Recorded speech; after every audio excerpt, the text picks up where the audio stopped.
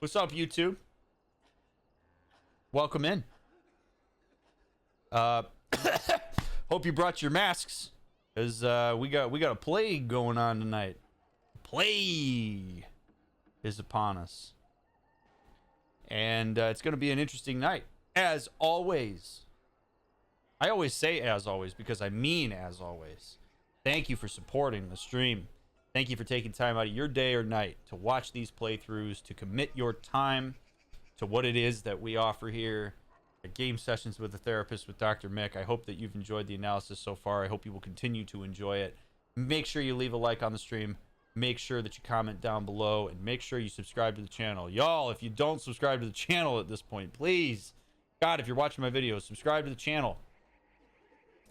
And it makes a huge difference. You can turn notifications off, or you can turn them on, whatever you prefer. Regardless, I'm really grateful to have you here. Check the links in the description. Come hang out with us on Twitch at 9:30 p.m. Pacific time. Would love to say hello. Let's figure out what's going on here, huh? Also, you get some fun surprises when you hang out with us on chat. I'm just saying. You have no idea what just happened before we started this. All right. Alrighty, friends. We now are gonna go hospice side entrance, hospice, Alarith store, and the apartments. Let's see maybe if I can sneak around to the apartments and see what's going on. I don't know that I want to go in quite like a battering ram yet.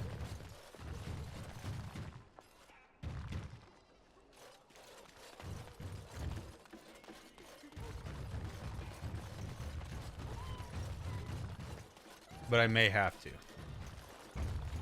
There's no way I'm going near mages. Yeah, man, that's pretty wild that people are getting magicked. Like, they literally use that as a verb. It makes me a little uneasy. My wife and both our daughters are gone. Someone's got to stay to watch our house. Okay. Official notice. Bearing arms is strictly prohibited. Elves who have swords will die upon them, man. Yeah. Don't bring guns in here. It's amazing how many things have been stopped when people just are told, don't bring guns and swords in here. I find it very odd. It meaning me. Am I in it now too? I feel honored. For one who professes to be a warrior, I find it remarkably weak-willed and indecisive. Thank you? It also likes to hide its many weaknesses behind a veil of jocularity. For a statue, you know a lot of big words. Is there a reason it enjoys following others so much? Especially when it is in a position to lead. Have you ever been responsible for someone else's life? Or a lot of other lives? Or an entire nation? Of course not. Then shut up. I will remember this moment when the birds come. Shale watched part 12, I guess. Wow.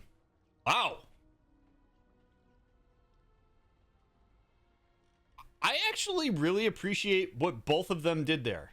Shale, I experience Shale as just genuinely being curious. She comes across as quite direct when she does that. She doesn't exactly have like a lot of tact. But I do think it comes from a good place in terms of just trying to challenge and understand, perhaps as a way to try to understand her own experience. I give Alistair a lot of credit for laying down some boundaries there. I have no doubt that Shale absolutely hit a vulnerability that Alistair has. I don't think Alistair is naive to the fact that he prefers to be in a position of followership. I mean, he's made that pretty clear throughout the playthrough. But he also does feel a sense of duty and responsibility. So there's a lot of dissonance there for him. So for him to say, like, you don't possess the experiential knowledge to really understand why I have some hesitance around leadership, so back off or shut up, I can appreciate that. And I would hope that Shale can also appreciate that. And she seemed to. She backed off. But we learned a lot there, right? Like, I don't think Alistair would get that direct unless she really touched a nerve. He usually will deflect with humor.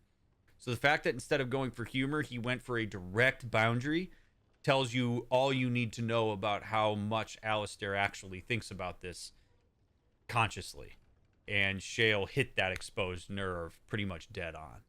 I think it's okay for Shale to bring up that conversation, particularly out of a place of curiosity rather than a place of judgment for Alistair. And I also think it's okay for Alistair to shut that conversation down. Really interesting stuff.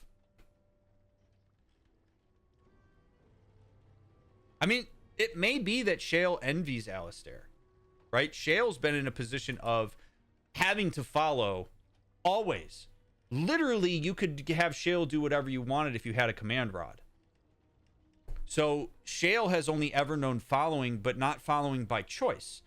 And I don't even know that Shale necessarily envies Alistair's position to be able to lead so much as she possibly envies his ability to choose whether he leads or follows. Right? Like the exertion of autonomy there of I could lead, but I choose to follow is not a luxury that Shale had.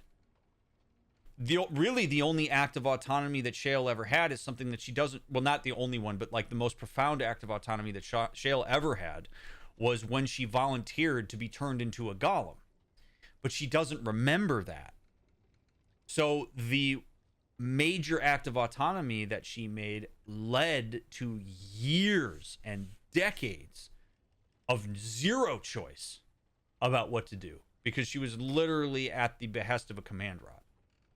So I think there's probably just some feeling out there like, wow, so you have this autonomy. Why are you choosing to do something that I never had a choice whether I could do or not? So, I mean, there's a lot of depth there in that conversation between the two of them, and I love that. Some of these companion conversations are just chef's kiss, baby. So good. Now, if you guys could maybe just keep it chill here while I talk to the shopkeep, I would appreciate that immensely. Well, well, look who's here. You know, they're hunting Grey Wardens like rats right now. Be careful. Some around here would turn you into the guard for spare coin. I'm sure they would. You still in business? I might have a few things for sale. Off the record, of course. Oh, baby, give me everything you got here. Don't worry about all the people who have the plague. Give me those. Yes. A perfect metaphor for how if you're rich, you can just buy your way out of stuff like this and let the poor suffer. And here I am engaging in it. Current map of Ferelden. Manual Assassin. Swordsman's Girdle. Senior Enchanter's Robes. Tome of Skill and Sundry. A sprawling work of early Ferelden that attempts to unify many disciplines under one theory of mental capacity. Long censored by the Chantry, this book grants a greater capacity for general skills. This tome gives the reader 1 point to spend on a skill, but is rendered useless afterwards. Gimme, gimme, gimme. Dude, this guy's got some good shit. A knife in the back is worth 2 in the bush. I don't need a knife in my bush. A manual that teaches tricks of the assassin's trade.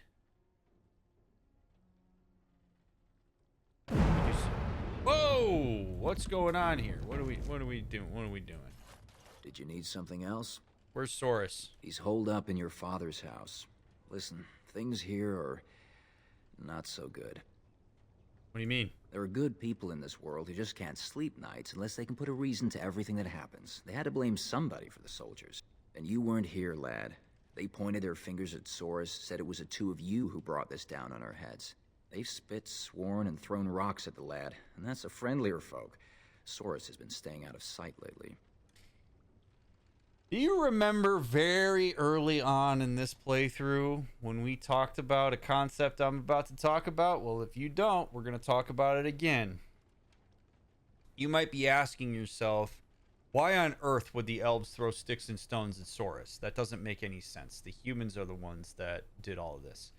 And you would be right. The humans are indeed ones that are accountable for the decisions they made. But the humans are an unstoppable force relative to the elves. The elves have absolutely no power against them. None. They don't possess the numbers. They don't possess the strength. They don't possess the favor of the outside lands to come in and ally them.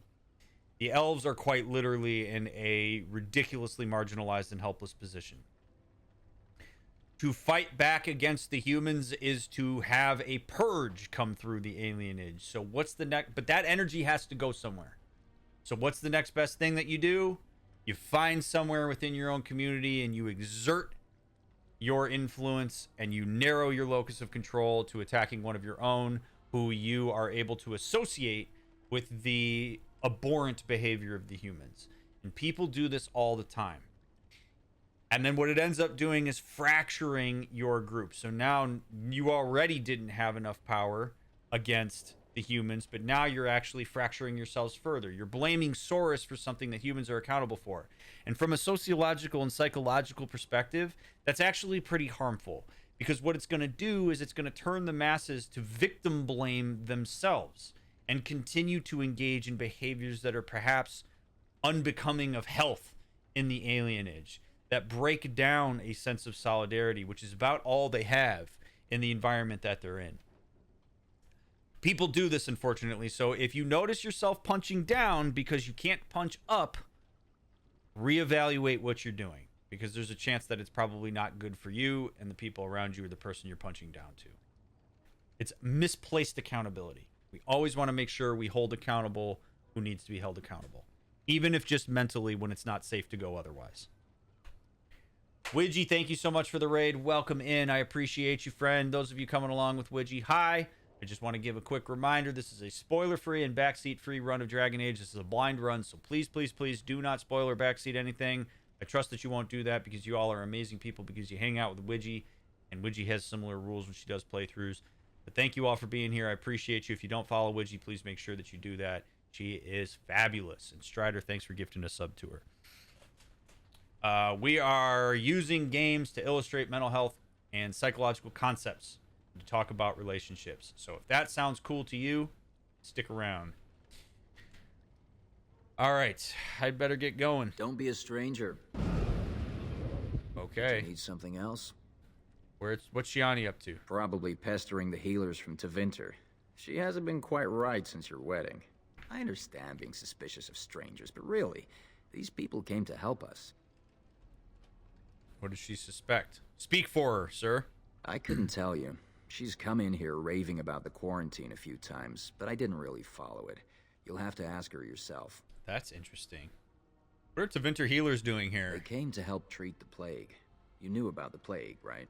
It came up from the Blight in the south. No one's got it outside of refugees and a few alienage families.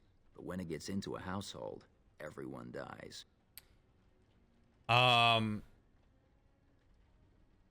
We don't know if that's true, right? We're going to take that with a grain of salt. I have an immense amount of skepticism on that.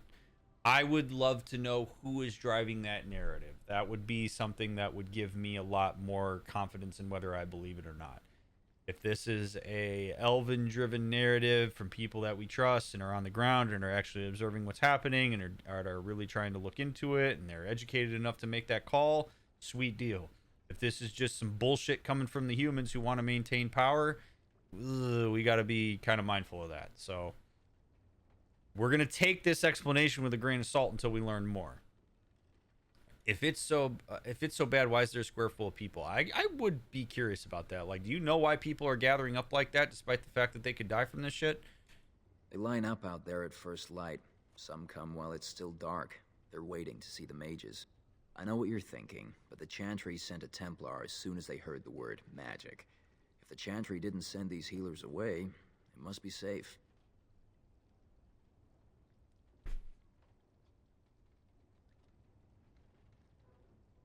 I find it immensely surprising that this guy just is like, oh, if the Chantry's here, it's cool.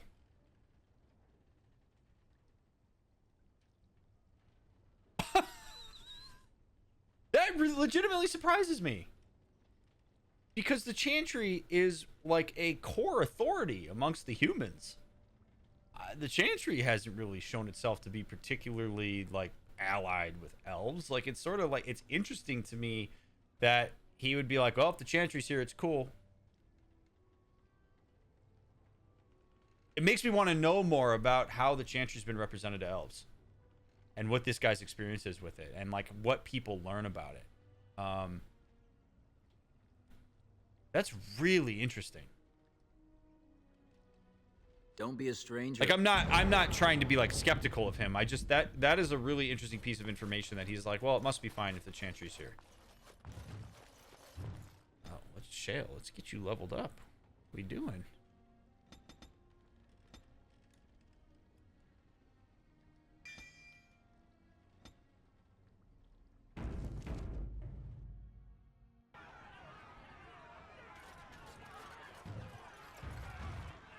Oh, I sense a crash. I sense a crash. Let's see. All right, let's go. Who do I want to talk to here? Can I just go around back? Do I even have to talk to these people? Can I maybe just go explore directly?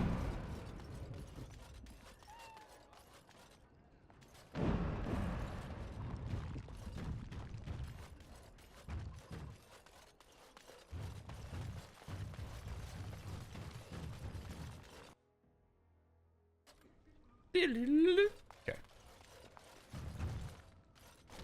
Hello? Don't mind me just walking into your house. Man, this is... Okay. Remember, we're headcanoning. I have an N95. I'm double masked underneath this thing. There's nothing wrong with me. It's only a cold. It'll pass. Okie dokie. I hope so.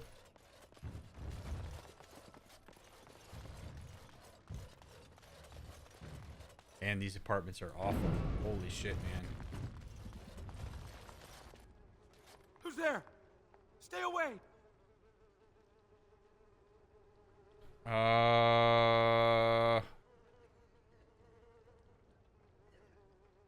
Yeah, I don't know that he has much reason to trust me. So I'm gonna I'm gonna ask him something that would be easy for him to answer. Have you seen Tevinters bringing elves through here? I haven't seen nothing. Please, just leave me alone. Oh man, he is understandably terrified. If I'm in his position, I don't know that I want to give up any information either. Let me use some resources. I can throw him hey, how about a little money, man? Help me out. All right. I saw them take everyone. Took them right out of their beds. Dragged them down the hallways. Baker, the little one's crying. Whoa. Where did they take them? I don't know that he would know that. What else have you seen? Every few days, they come back. It's like a parade, a silent one. Men and women and children. You have to go. They'll be back soon. They'll find out I talked and they'll take me too. Please, just go. Oh my god. I honestly don't even have a theory. I legitimately do not even have a theory about what they're doing. Which is all the more unsettling. Like, we're going to just need to really listen and gather as much information as we can before we make any kind of judgment on all this.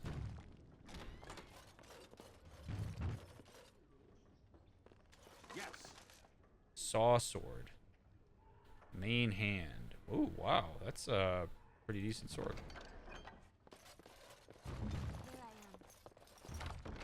Splint mail boots. Not interested.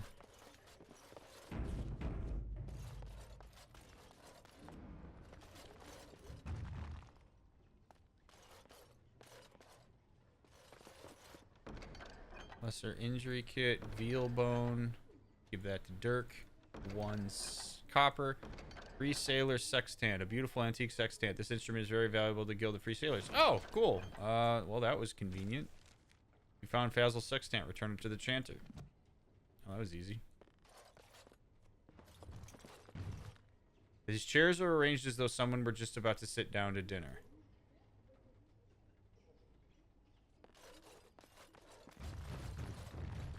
Tiny doll.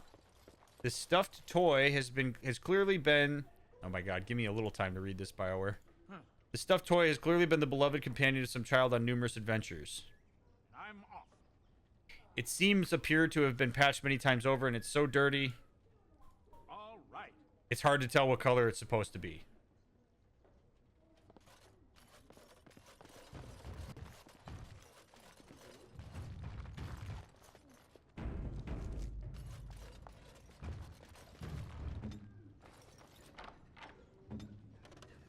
nosy one. What the hell's going on in here, assholes?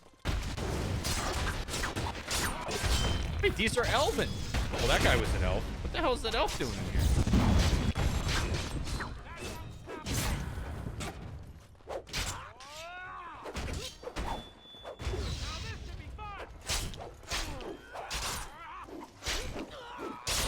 Oh! Woo. Liliana.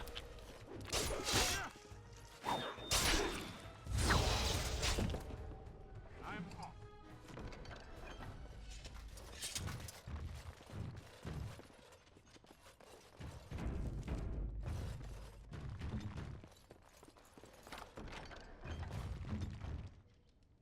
All right, what is this? A note. There's a key with this note. Bring 8 males and 6 females for the next shipment.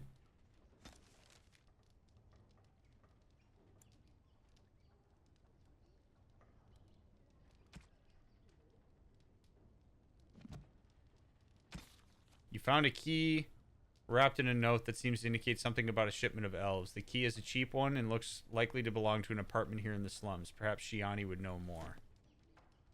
Oh my god, dude.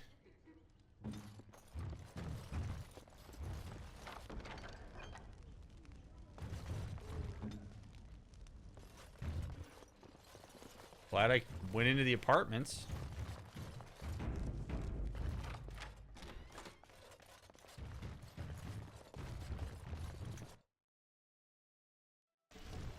What's this? Another shipment already? We weren't... Wait. You're no Tevinter. Who are you supposed to be?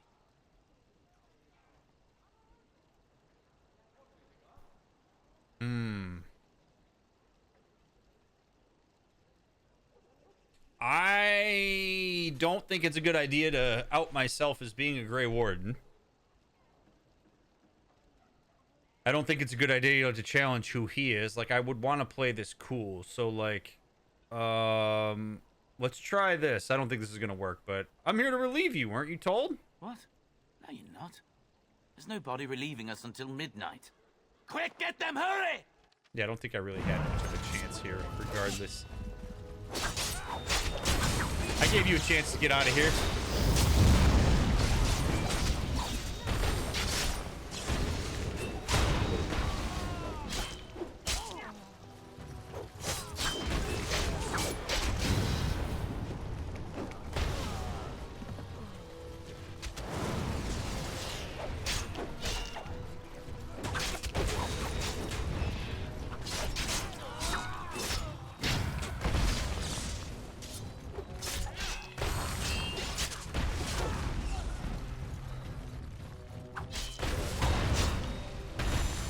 Think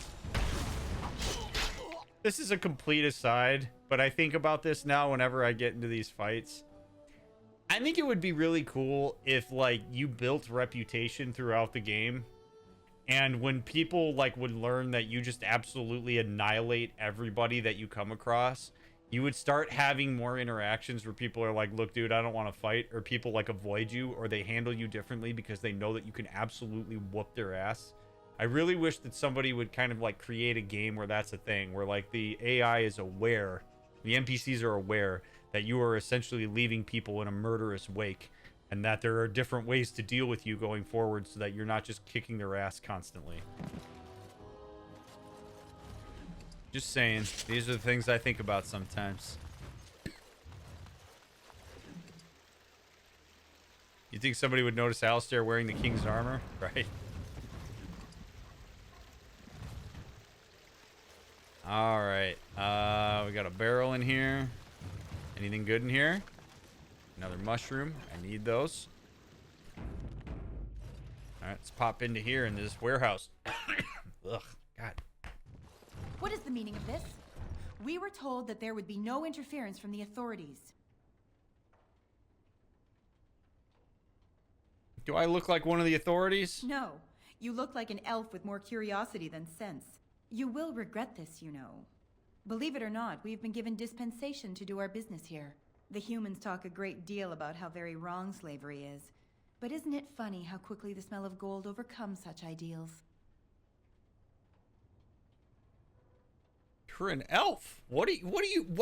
You're one of us. What are you doing? So this makes us kin? Don't be a fool. I am Tevinter first and a servant of the Minrathu Circle second. Those are the things that matter. You can't just take people from their homes and sell them. It's despicable. But enough. I am here to halt your slaughter, nothing more. And step aside, or you're gonna get your ass kicked like everybody else that I've come across to this point. I am no fool. I can see that you are capable. So be it. I will let Caladrius deal with you while I fetch the Regent's men. I suggest you leave while you still can. Right ahead. Probably shouldn't have spared her.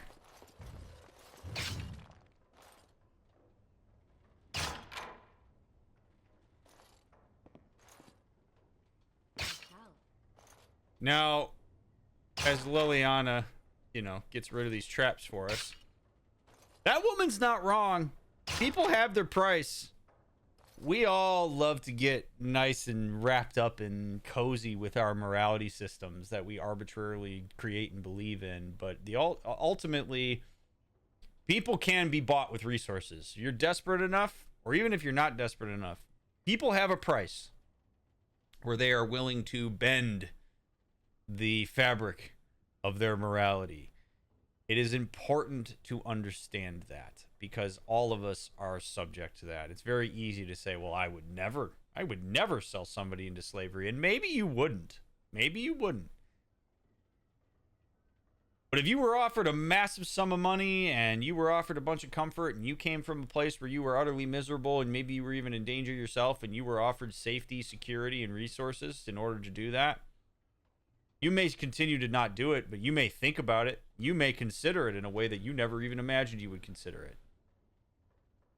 The reason it's important for us to understand that is because we can be aware when we are being bought. And we can ask ourselves, is my integrity something that I want to rely on here?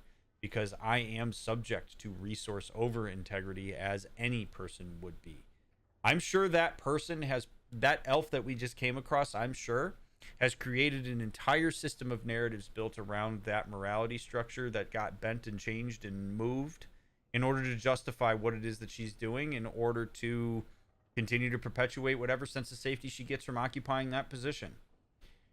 And it's a very, very, very difficult nut to crack if she's taken care of, and the alternative is to be in squalor, as many elves are. I don't know too much about the Tevinter, but she's not wrong. I at least appreciate that she's willing to own that up front and make it clear. But we're all subject to that.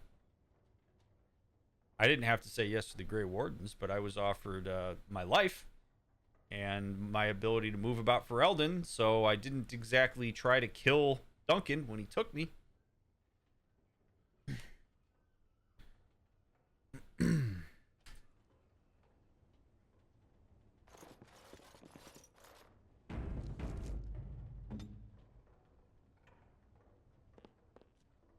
And yeah, I do think it's a great point, Eek. Like, I do think that it's true that elves are relatively fractured, right? Like, the Dalish elves don't really know too much about city elves. In fact, they see the city elves as less than.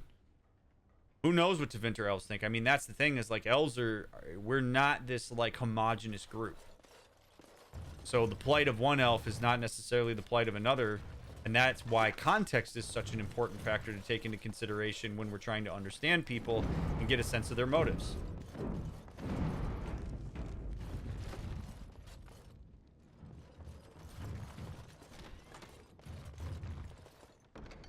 Imperial Edge. Ooh. We're getting some decent swords in here. And just because I like to hoard them, I'm going to take them.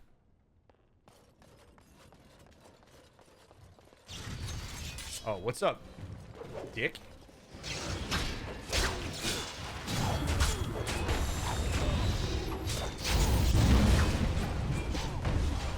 Yes. Smite them, Alistair.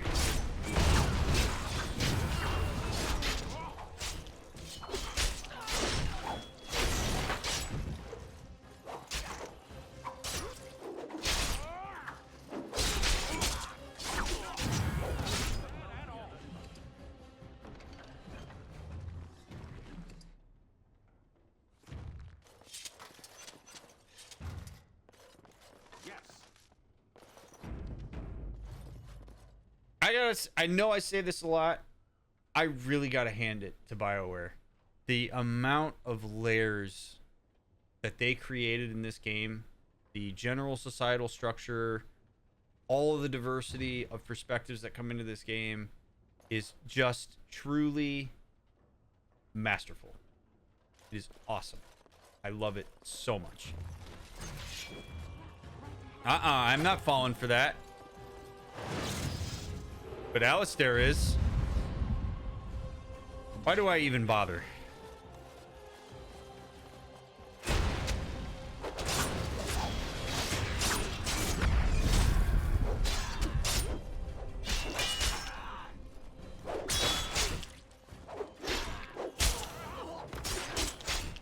Not that I can recall.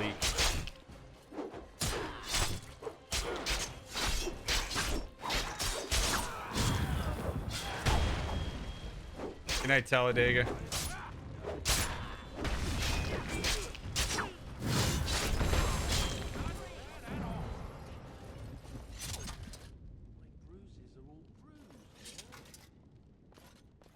Alistair, I'm gonna need you to be mindful of the traps that Liliana notices for us before you start running into battles from now on.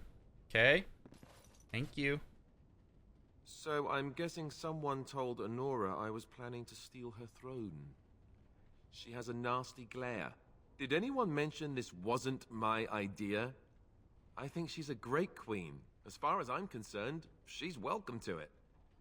This is an interesting time to have this conversation, Alistair.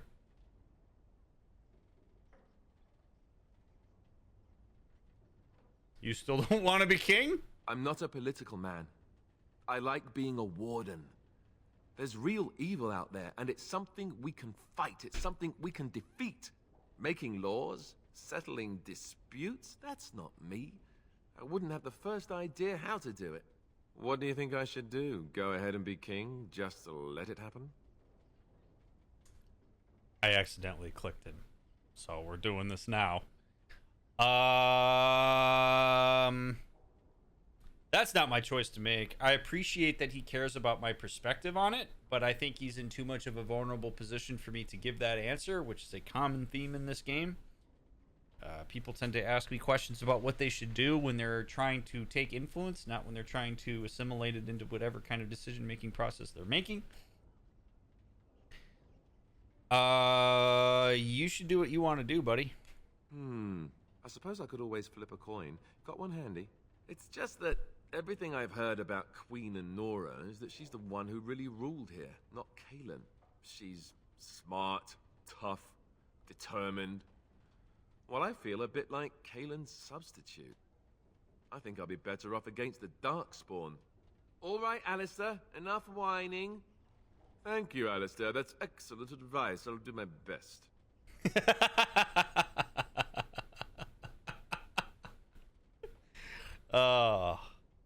I mean, he deflects vulnerability with humor. I think that there is, I mean,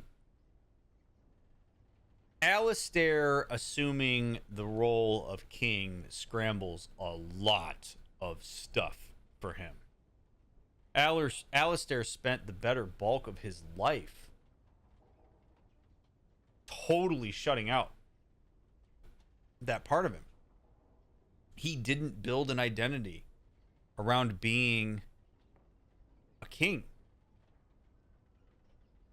And he, I think, is as a result of that, he subscribed to the idea that he would much rather follow. He would much rather choose something that matters to him and follow that doctrine and see it through and have his role there. So now the idea that he takes over as king with Honora as the queen, who knows way more about it. I mean, you want to talk about being brought as close as possible to your own sense of incompetence and insecurity. That's what that is for Alistair.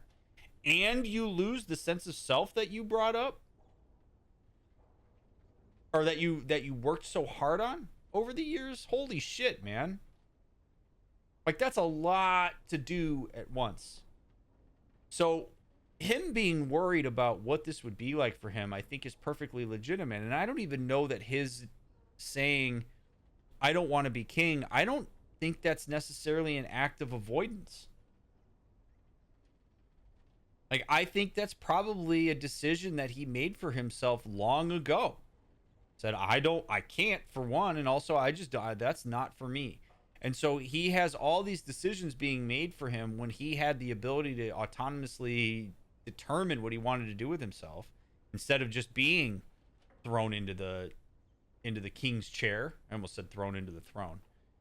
So he's understandably scrambled by this, and his humor here is, again, process-wise, he's using humor to distance himself a little bit from, I think, the fear about this, because Alistair knows how things works. He knows that he's a political pawn here, and he knows that ultimately the fact that he's got the blood is going to put him in a position where he may not experience himself as having a choice. And being attentive to that fear is not a particularly pleasurable experience. So why not laugh about it? Why not crack jokes?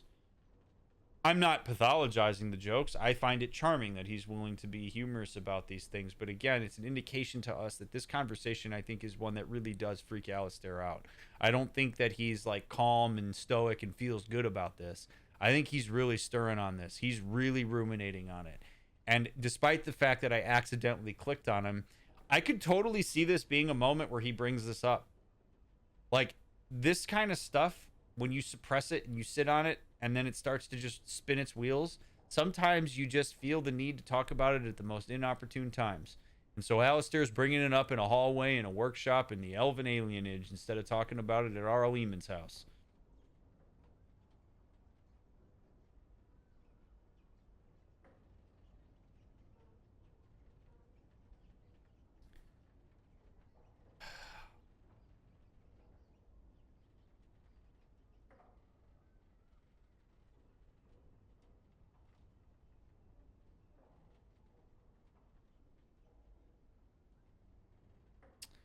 Now, as far as how I would respond to him here, I would probably laugh and say, dude, I get it. This is tough.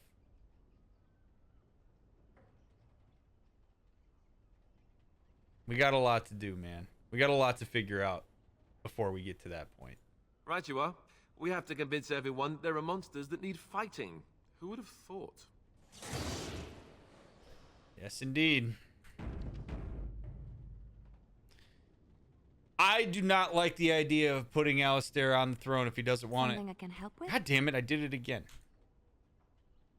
All right.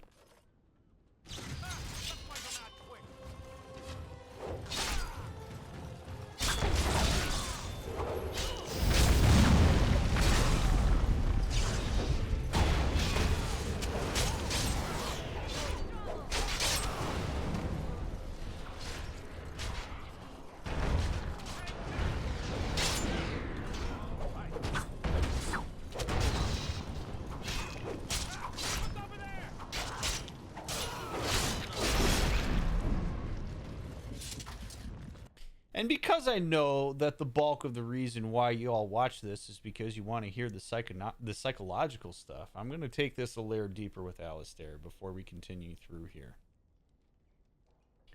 And I want to talk a little bit more about the autonomy, and I want to talk a little bit about Alistair relative to his family of origin experience. Alistair did not get to know his legitimate family of origin, and I mean that in a biological sense. And I think one of the ways that Alistair built an identity, given that fact, which if we put in context, by the way, I think is really important. Ferelden exists at a period in time where familial connection, bloodlines, matters a lot. People's status in the society in a lot of ways is relative to their family name and who they were born into. Like, there's a lot. It's extremely loaded in that way. Well, Alistair did not have the benefit of engaging with his specific, legitimized, as it relates to the societal expectation, family of origin. So he had to build an identity for himself, and in some ways had the opportunity to build an identity for himself that was outside the scope of that. he was, unlike many people in Ferelden, able to choose a little bit of what he wanted. He played around with Templar.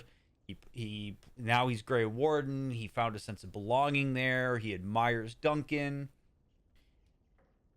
Well, I would totally venture a guess that because he had to suppress the fact that he's got royal blood, he never actually took the time to process the impact of the fact that he didn't get to know his family of origin. So now that he has been presented with the idea that he's going to take over the throne, that doesn't just mean that he has to be the king and do all the things that kings do, which is an entire skill set that he feels a sense of incompetence, rightly so, about. He also has to now move closer to an origin that he never had the opportunity to process or get to know. So I think beyond the sense of incompetence that Alistair has, there's probably an immense sense of anxiety that goes into being the king, because now he has to float around and play with relationships internally and make sense of them, and it brings him closer to something that maybe he's not fully cool with in terms of how he was raised from a familial point of view. So if you really want to get into some of the psychological angst that goes into this, that isn't just the utilitarian aspects of this, Alistair is now having to confront some real internal family stuff that he never really had any opportunity or was scaffolded to actually understand for himself.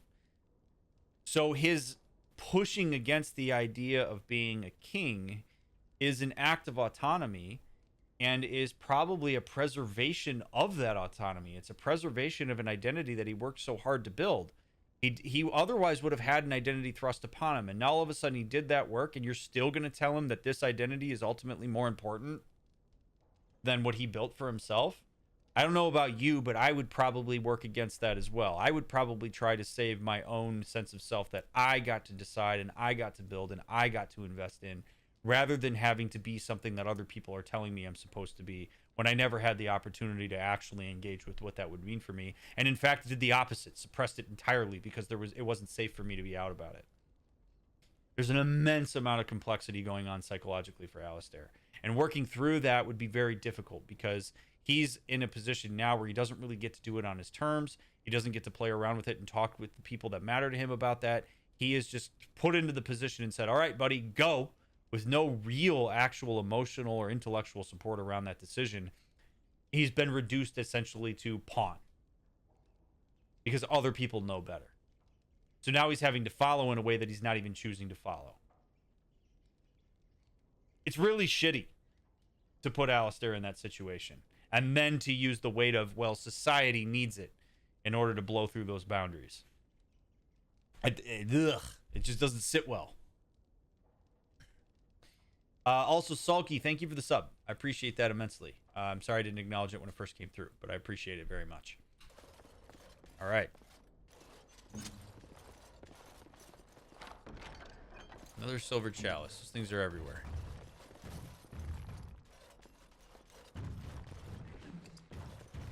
Where do I go here? Which door? Door number 1 or door number 2?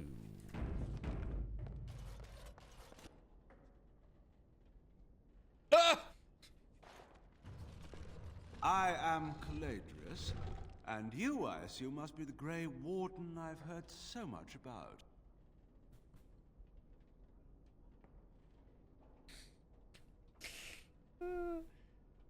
Oh, the alienage, man. We're either if you don't have a body, you don't have hair. Pick or choose. You want a body or do you want hair? Oh my god.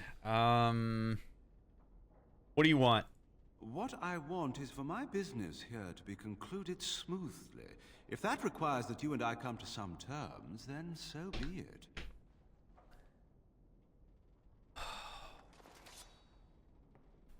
I want to know what you're doing. I want information. What terms do you have in mind? An exchange, perhaps. I've heard that you're trying to erode Logain's support. It must be a difficult task, yes, like washing away a mountain. No. Perhaps you could use some help. Oh, this ought to be good. Sarcasm is beneath us both, my dear Warden. Truth be told, there was always a limit to how long we were going to be able to operate here. We've paid for many of Logain's troops, but once the Landsmeet is done, we become inconvenient. So, here is my offer. 100 sovereigns from you for a letter with the seal of the Terran of Guaren upon it, implicating him in all of this. Then, we leave a few days earlier than planned with our profits and remaining slaves unharmed. I feel dirty. We're not considering this, are we? So, do we have a deal? Even you must admit it's much better than resorting to barbarism, yes? What?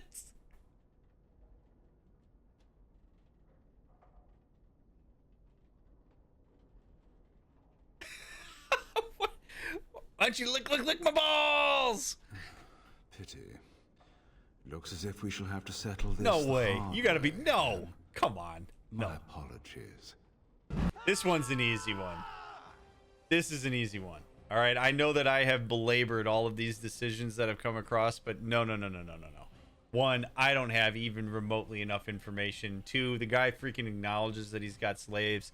Three, he's working for Logain. Four, I have absolutely no way of knowing whether I can trust him, and his soldiers have been attacking me up until this point.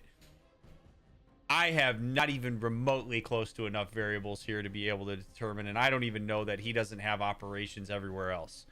I'm gonna cut the leader where it's at. I'm gonna just completely destroy this operation. I think it's an act of force to show Logain that I'm not to be messed with. Like, no way. Absolutely no way do I. And then you want to talk about, okay, here's the other thing. You want to talk about not showing up for my community? Holy shit. You imagine the elves watching me come in here and make a deal with a guy who is taking our folks to slavery. Oh, baby. I'm not going to have the favor of the elves at all. If I want any kind of shot at being able to change the leadership structure and representation and use my position to advocate for elves and their well-being, and I just allow this guy to sell his people to slavery for 100 sovereigns so I could get a letter that I don't even know if it's legitimate and Logain will even give a shit about? No way, man. No way. This is an easy call. I'm gonna chop this guy's head off and call it a day. No way. This guy's nutso wacko.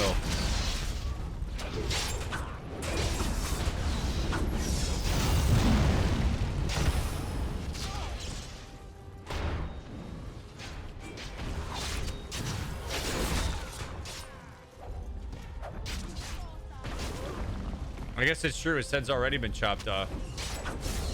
Like, look at these weak-ass soldiers.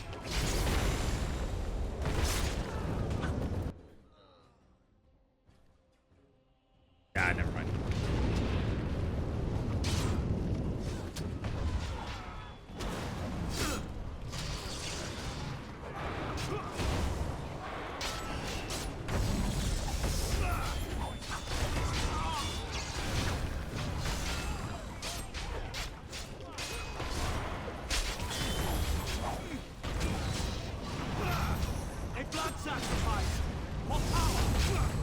Oh, is this guy a blood mage? Oh my god, that guy just...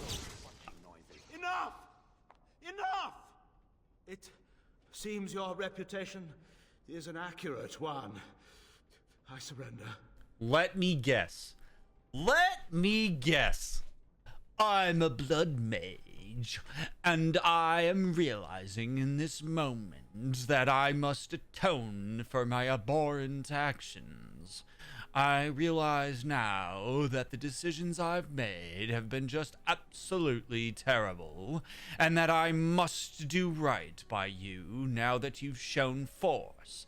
Because like other blood mages in my life, I've realized that if you simply ask for reconciliation, perhaps it allows the aforementioned abhorrent behavior to be forgotten to the ether of the past. No! Fuck you. We're not doing this again. I'm sick and tired of this blood mage bullshit. God. I'm so tired of these assholes doing this dumb shit and then coming at me and being like, I surrender. Okay, I'm sorry. I suggest you come up with a new offer fast. Were I to use the life force of the remaining slaves here, I could augment your physical health a great deal. Allow me to leave this place alive, and I would be more than happy to do this little service for you. So, is my offer of interest to you, yes? Holy shit! Okay, okay.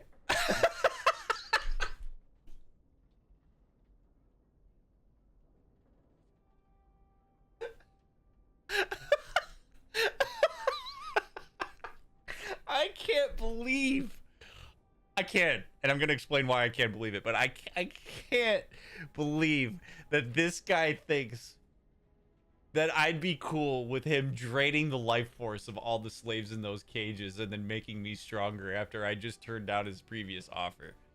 Holy shit. Okay, so now if you you may be wondering, okay, why on earth would this guy ever even remotely throw this at me? And here's what we're gonna do, as you should always do in situations like this, chat. All right, so we're gonna be serious here for a second. We are getting so much information. If we focus too much on this guy, we miss the point. This has nothing to do with this guy. What he just suggested to me is a reflection of two things. One, it is a reflection of what he has been told about Grey Wardens. He has absolutely been inducted into the propaganda that's been told about Grey Wardens, that we are ruthless bastards and that we are willing to turn on our own in any second. So he's bought into that. He's been told that, probably by Logain, probably by a bunch of other people, in order to get him to justify his actions. So that's part of where this would come from. The second piece of information that we get is about Logain himself and the people that work for him. This offer is one that is a reflection of the interests of the people that he has been working with until this point. This is an offer that would have been alluring to Logain. This is an offer that Logain perhaps would have said, hell yeah, bud. Turn all those elves into hamburgers so that I can jack these meat patties on my body. Like, I could totally, what a sentence that was. I could totally see Logain saying yes to that, right? So we get information about what he's been working with. The kinds of things that Logain and the lengths that he is willing to go in order to maintain his power. And we need to use that information to understand what we're working with. Like, this is totally messed up. And the only reason that this guy even remotely puts this dumbass idea on the table is because the people he's been working up to this point have wanted to be creative with all the means in which they can exert power over people. So we're going to file that away because there's not a lot of reasoning that we're going to be able to do with these people. No, you're an idiot. Then, I don't suppose you would consider just letting me go? Did you let your slaves go? No, idiot. Ah. Well, that is a shame, isn't it? No. I'm getting fucked. Son, is it really you? When they said all the Grey Wardens died at Ostagar, I prayed they were wrong. Are you all right? What are you doing here? What's up, Dad? Trying to stop. God. I gotta. Yeah, even though he's my dad, I gotta be careful with the information that I spread. I can't afford. I can't afford to have information get spread around. What's up, man? Couldn't let him hurt my family. I suppose I shouldn't be surprised. You're so much like your mother. Is that a good thing? You all right? Could be worse. I could be on an auction block in Minrathrus right now. You better. Why'd they take you? I was a servant in Ban Rodolph's Dinnerham estate for years. The Tevinter like their household slaves to be well-mannered and know their jobs. This isn't a good place to talk. Come to the house. There's something I should give you. Sweet deal, man. Codex updated. He was taken across the sea by Tevinter slavers. His whereabouts are now unknown. Whoa. Lendrian's gone. I thought that when this guy stood up for round 2 that he was gonna like... I thought he was gonna turn into some kind of like demon or something. He was just like, oh no, last stand. These documents authorize the removal of elves from Denerim's alienage. They bear the seal of Tyrion Logain Mactyr. Ooh. I'm gonna use that against him. Love that. You've discovered that the missing elves have been sold into slavery by Caldrius, a Tevinter slaver. You have recovered evidence that shows that Logain knew about this and allowed it. This evidence will certainly be useful at the land's meet. Will it? I tell you what. I actually don't know that that's going to do much. I really don't. What are the humans going to do? Go, oh, that's so terrible. It's so abhorrent that he would sell people to slavery. No. Humans, the way the humans look at elves as objects. They don't look at elves as people. This would be no different than if you were like in Georgia in the 1850s and you were like, oh, dude, this plantation owner was selling more slaves into a secondary slave market. The people would be like, of course they were. That's what they are. Right? Like, you're not working with our sensibilities as it relates to this. Right? Like, these people are going to be like, oh, yeah, of course you did. Who cares? I don't give a shit. Now, does it hurt us to have this documentation? No. But am I going to put all my chips in this basket? Absolutely not. We have to understand the context we're in with, like, we are not going to overblow the importance of this. I don't know who this is important for, other than the elves to know that, like, I got their backs. Yeah, right? Like, people just go, ooh, you know, they'll probably go like, oh, Logain, you should have probably been a bit more tactful. You should have maybe done that behind closed doors. Maybe you don't leave a breadcrumb trail, bud. Like, that's really what it's going to come down to, which is real disappointing.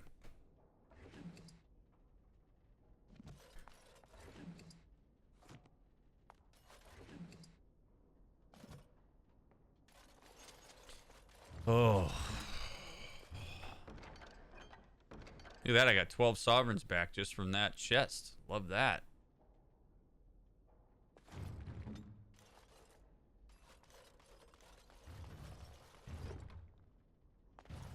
A lot of splint mail in all of these. Saw sword. Ooh, I'm gonna use that. That's better than the sword I'm currently wielding.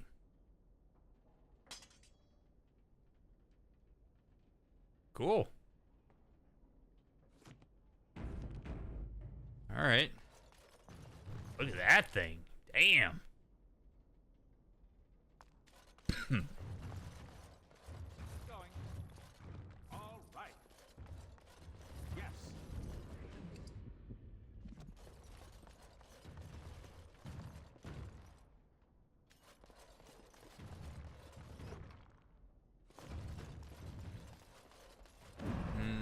Wooden crates. Okay. Let's get out of here, fam.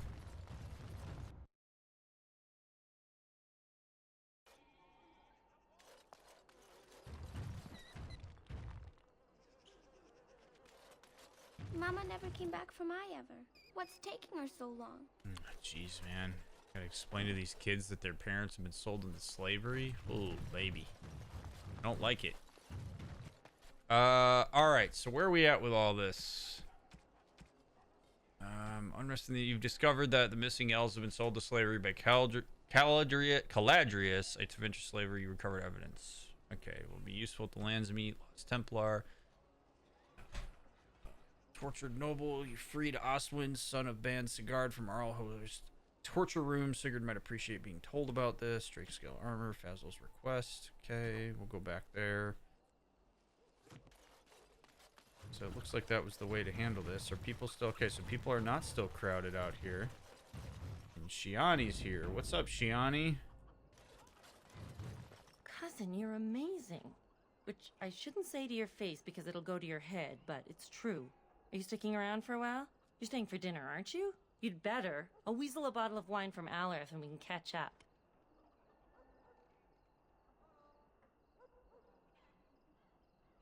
I would say yes, but having a Grey Warden show up for your dinner might go to your head. What a way to start that conversation.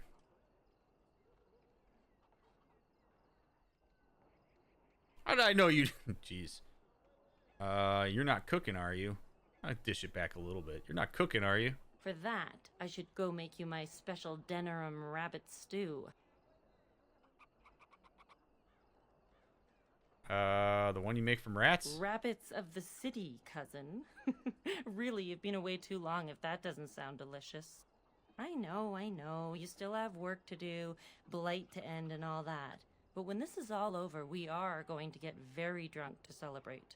Promise? No. I don't really want to get drunk, so can't really promise you that. Haha, I heard the word promise in there. I'm taking that as a yes. Take care of yourself, cousin. I mean, if you want to partake in drink as a means to celebrate, by all means. You don't need alcohol in order to make the party better. And I for one, don't care to get drunk after this, but hey, I appreciate the sentiment. I'm not going to be shitty with her about it. It's also just...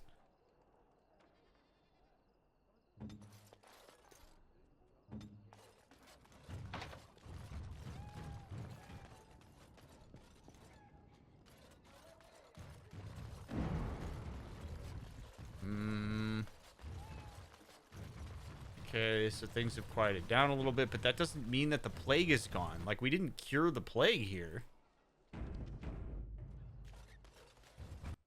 I wonder what the alienage elves would make of the nugs of Orzammar. Maybe they could swap recipes. Yeah, there you go. Diversify what you put on your palate. What's up, Dad? Let me get a look at you. Maker, don't they feed you, Wardens? You're all skin and bones. Okay, Dad. Don't make me call you Grandpa.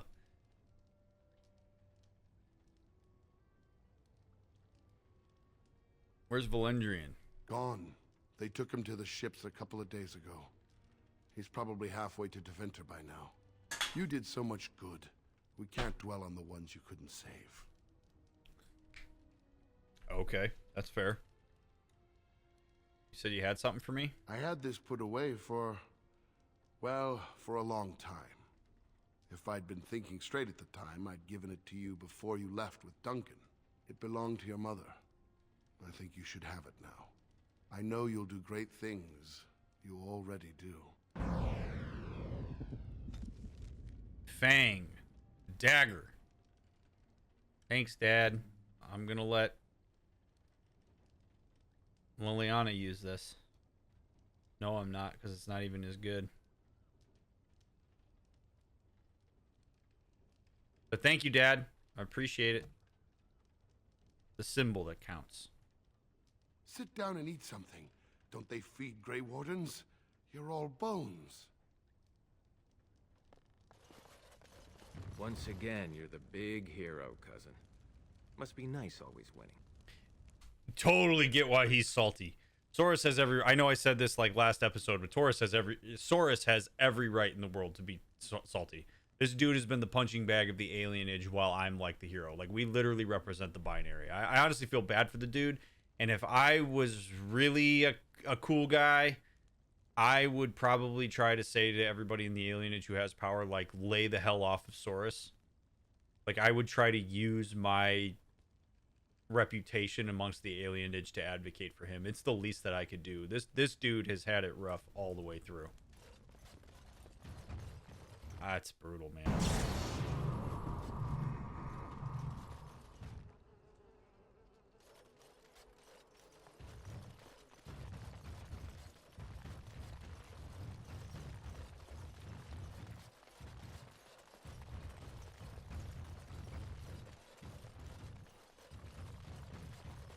All right.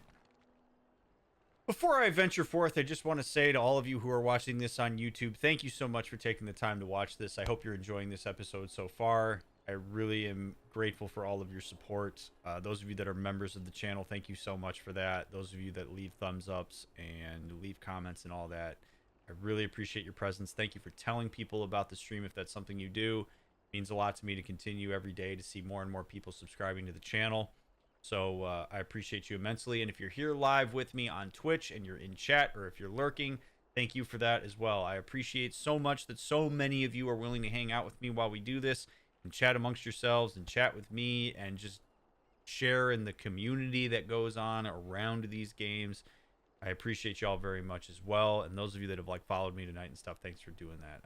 I'm really grateful for it. So, Pixie, thank you very much for the Prime sub. I appreciate that.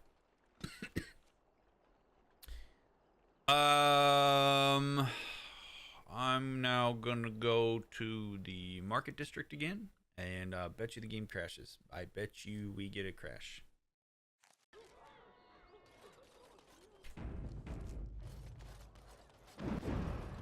Stuff starts to blink.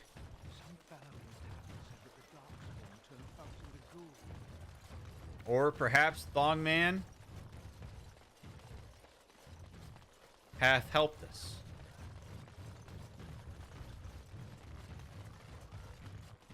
Magic exists to serve man And after much sweat, blood, and toil, her labors ended, and the world marveled at what she wrought. Okay. Accursed ones. They shall find.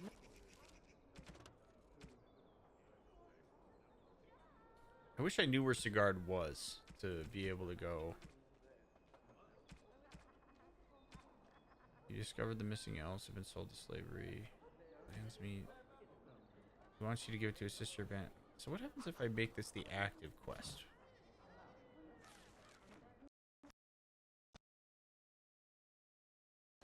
Yeah, doing this is gonna help. That half-blood is as cold as the mountains. Did they not serve together in the war? Oh, I can hardly speak ill of the sense or conscience of any man simply for wishing Rendon Howe dead. You've met him. The man made vipers seem personable. Well, I didn't say I was shedding any tears over his passing. He never was any friend of mine.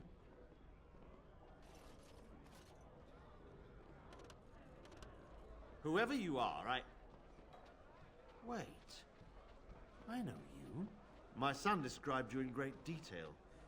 He tells me that I owe you his life. I would leave no man to suffer at Arl Howe's hands. I'm gonna make it clear that Arl Howe was a piece of shit. When I saw my poor boy's legs, I only wish Howe still lived that I might tear him apart myself. I would bring troops against his son. But Oswin tells me Thomas had no part in his father's depravity. Is there anything you would ask as a reward for saving Oswin?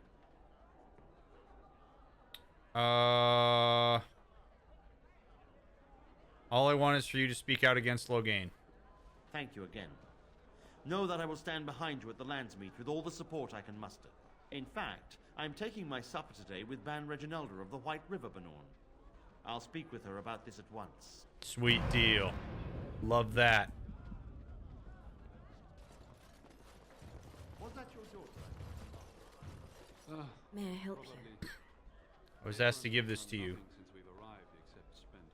This is Ermenric's. Explain yourself. My brother would no more part with this ring than with his head. He needs your help. He's alive then? Please, if you have any news of my brother, I would hear it.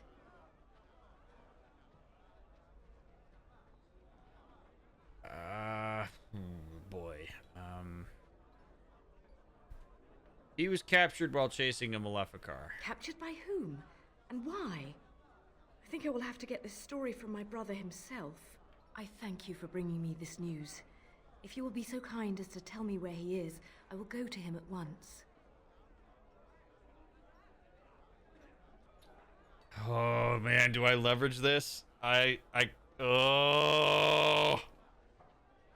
think she's probably gonna do. She'll back me anyway because I did something nice for her. I'm not gonna try to leverage this.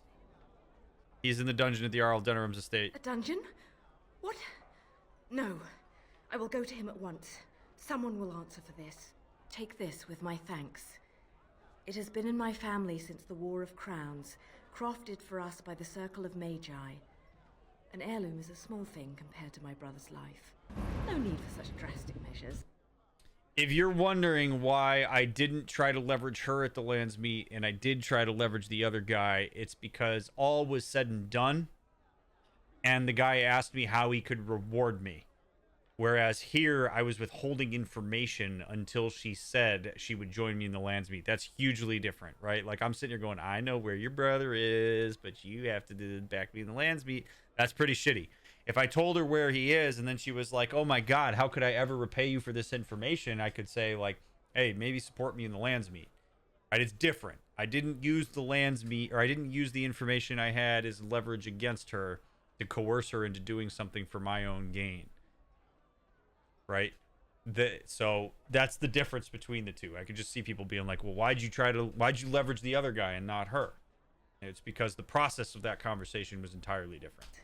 She's only a child. She'll outgrow this.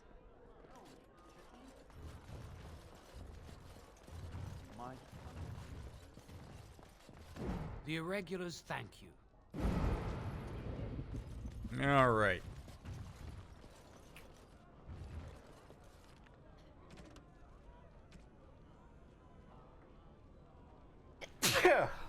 Oh. All right. You have come to Denerim for the Land's Meet. Arleman wants to assemble the nobles to choose a new king that will unite for Eldon against the Blight. However, Loghain is still a thorn in your side. Keep Eamon informed. Yep.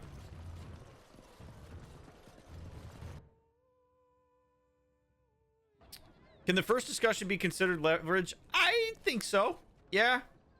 Because I didn't have, like, I was still leveraging, like, his goodwill, so to speak, to get something in my favor. Like, it's different though. It's not me being an asshat about it. It's just saying, like, hey, if you want to do something to help me out because you're thankful, here's what you could do.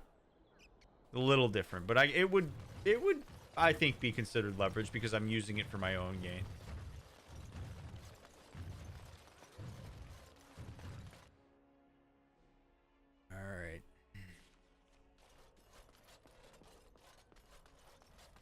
Do we do this low poly, or do I try to reload some better graphics here?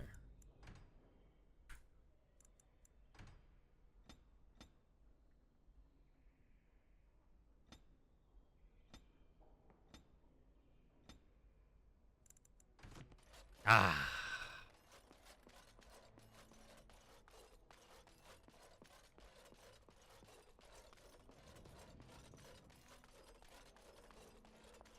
Ah, there you are. I was about to send out a search party. I've been hearing of a great commotion in the alienage. What exactly happened there?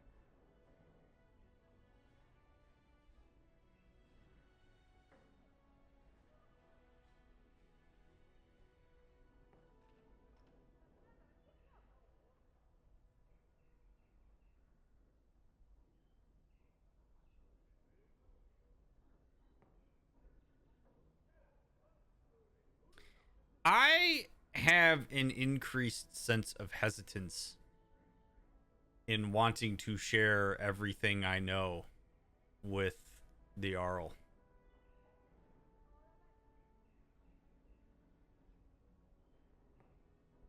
Like, I think I want to say something like Loghain was collaborating. I don't know that I want to say I have proof. I think the proof is something that I keep in my back pocket. But I don't know that I need to let all of my chips be on the table because I still don't know the true intentions of the Arl. So I'm not going to be shitty with him and say, would you be happy to know Loghain selling elves? That's a little bit antagonistic, but I don't think I'm going to say I have proof. I don't think that's a good idea here. I think it's better for me to just say, hey, I know this. I respect him as a leader. Don't get me wrong. Like, I'm willing to give him the benefit of the doubt, but I also am going to protect myself here. There's not a lot of reason for me to say I have proof.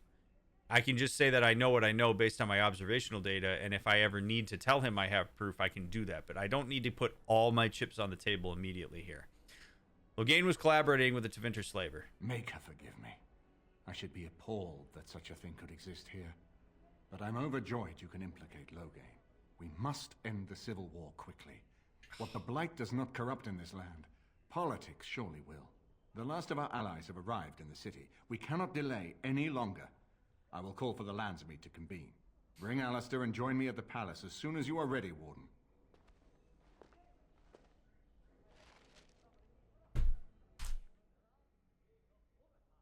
This dude's lack of sensitivity to the fact that he is speaking to a city elf drives me bonkers.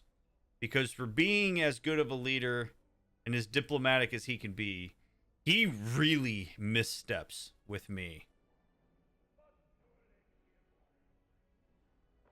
Take a second and think about that sentence, chat. While I should be appalled that that kind of thing can happen, what he basically said is, though I should be appalled that slavery could happen here, kind of happy it's happening because it gives me a piece of leverage against Loghain. Really glad I have proof that he was doing this shitty thing. That's gross. Just acknowledge that it's shitty. I don't need to hear the silver lining on slavery of my people. Oh my God. Oh, well, you know, hey, at least we got this cool note that says Loghain was in on it. That's nice. We can use that to try to maintain power. Oof. Hate that you guys had to get sold into slavery, but whoo, thank God we have a nice political checkmate here. It lacks tact.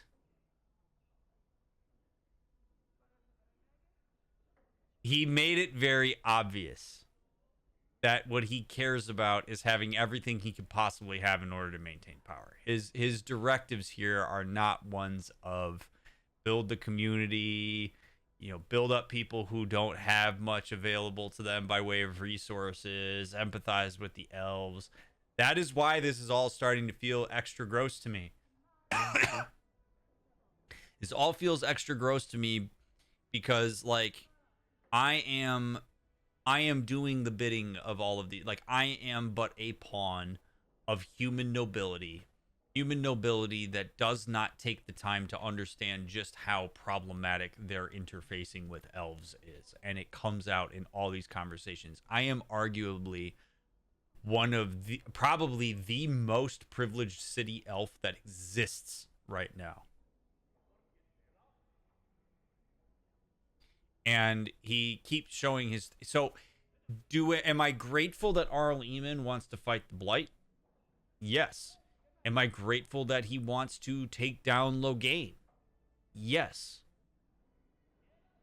At the same time, I do not have a giant sense of confidence in him that he's going to be a leader that Ferelden needs post-Blight.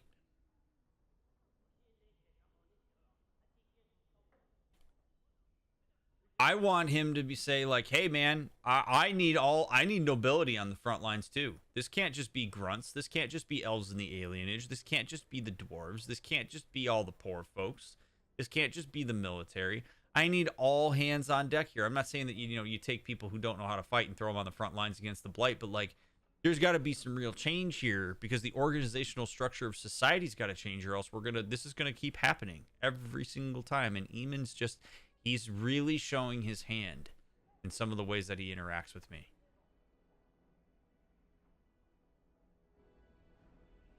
That kind of silver lining is very unbecoming of a good partnership with me going forward. Good luck to you in the Landsmeet. Thank you. I hope Eamon doesn't expect me to give a speech. Maker, he probably does, doesn't he? Oh. Are you perhaps taking this too personally? He's not your friend exactly, but he is on your side. Take what you can. I would argue that I am not taking this too personally. I am trying to keep the general societal needs in my mind as we go through this. I understand that Eamon doesn't have a full understanding of like my experience. I realize that ignorance is part of being in nobility. But if Arl Eamon wants to really bring people together, he has to understand what he's working with.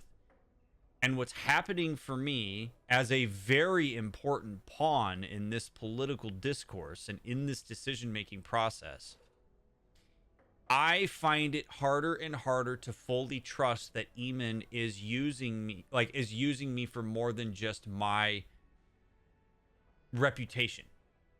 My worry is that Arl Eamon is essentially doing the same thing as Loghain, just differently. Like, Arl Eamon is looking at this as an opportunity for him and Honora to seize power, and for Alistair to seize power and to maintain a level of status for his family, which is essentially what Loghain is doing as well. So Eamon, in interfacing with me and in leveraging me in these conversations, needs to show me that he understands what he's working with, that he has empathy for me, for my people, and for the needs of all of Denerim, not just the nobility, because this is the shit that keeps getting us caught up in all of this nonsense. So, is there a personal part of this? Yes, right? We all have something personal at stake in this. But I also need to know what I'm working with, and Eamon's lack of tact in this area, when he is incredibly tactful in other areas, shows me that he is also operating off of selfish intentions, is not totally thinking about the structure at large. And that bothers me, given the fact that I'm going to be in a position to have to promote somebody against Loghain. When I'm really just kind of promoting somebody who's doing something similar, talks the talk, but like when you get into the nitty gritty of the conversations, doesn't necessarily walk the walk. And that's not good. It's a good question. I would like to take a second here and say hello to everybody coming along with What If Julia. If you do not know who Julia is, or you do not follow Julia, please, please, please take a second. Go find Julia on Twitch, on YouTube, on everywhere you could possibly find Julia, because What If Julia is a dear friend of the stream. She is a wonderful human. She is super chill vibes. She is often live when I go offline. I highly encourage you to go hang out with her. The standard of her community is... and we are big fans of Julia here. So Julia, thank you for bringing people here. If you all are coming along with Julia and you don't know who I am or what I'm talking about, I am Dr. Mick. I'm a licensed couple and family therapist. I have a PhD in human development, and you are watching Game Sessions with a Therapist, which is where I play cool games and I use them to talk about psychology, mental health, therapy, and more. I try to destigmatize those things. I try to bring information to people who wouldn't otherwise have it in a responsible and ethical way. And I do these Let's Plays as a way to make education mix with fun. So we are currently very far into a run of Dragon Age Origins. We're on part 31. I ask that if you're here for the first time, that you not spoiler backseat, because this is a blind run of the game. So I am making decisions that I would make based on the information that I have. So I don't want to have any spoilery information to make decisions with. So I ask that you please respect that boundary. You'll get bonked real fast if you don't. And yeah, if that sounds like cool, you're like, damn, that's really cool, Dr. Mick, that you do that. I encourage you to follow me on YouTube, Instagram, Twitter, TikTok, all those fun things. I also, if you happen to like chill music with no lyrics that you can just put on the background when you're trying to zone out or do some work, I also have music available on Spotify and iTunes, about 14 and a half hours worth of it. But we're analyzing the incredible depth of the politics of a place called Ferelden right now, and we are a pawn in that system right now, and we're having to make some very important decisions. We are at the meat and potatoes of the game right now. We had a lot of build up to this point, so it's moving fast. There's a lot to analyze. I bring my perspective to the games as we play them, and I'm not right about everything, but I assume that people watch because they care about what I have to say about these things. And so we were just talking about leadership and the fact that I'm a pawn in a lot of this stuff. So anyway, feel free to settle in. I appreciate all the follows that are coming in. Julia, thank you again for bringing people over here. I am really grateful for that. Thank you.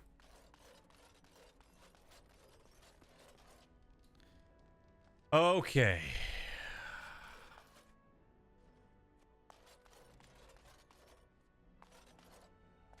I have no idea who that is, Morrow. All right. Also, YouTube is where all of my other Let's Play content is. So if you want to see other games that I've played, like Mass Effect and Red Dead Redemption 2 and Grand Theft Auto 5 and all that stuff, I bring my therapeutic analysis to all those games. So definitely encourage you to check out the YouTube channel. But I use games to translate concepts to real life. So if you want to learn a little bit more about yourself and relationships and all that fun stuff. Oh, as old as the mom of Connor? Oh, yeah. No, I mean, yeah, she handled it better than I thought she would. So. All right, let's see. All right, we're going to the palace. I don't have anything else to do, so let's take Liliana, Alistair, and Shale. I'm going to bring Shale as a show of force here.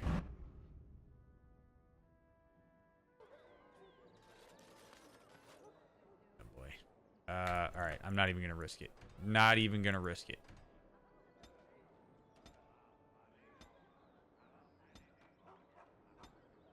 We're doing this low poly.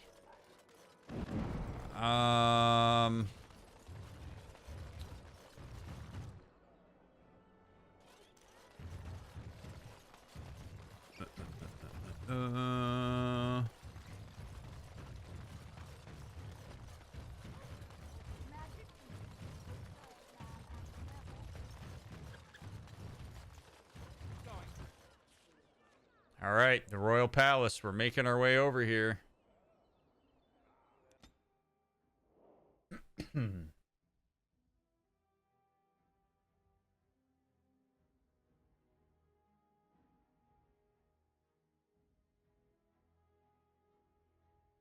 Warden, I am not surprised it has come to this. And Alistair, if you were even remotely worthy of being called Merrick's son, you would already be in the Landsmeet, now wouldn't you? You have torn Ferelden apart to oppose the very man who ensured you were born into freedom. But do not think you will get past me to desecrate the Landsmeet itself. The nobles of Ferelden will confirm my lord as regent, and we can finally put this to rest once you are gone.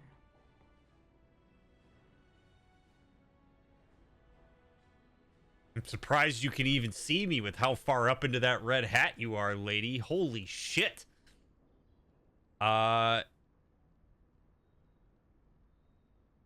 She is no different than the guy that was guarding the gauntlet that we ran. Like, she really just took a shot at all of the trying to get under our skin.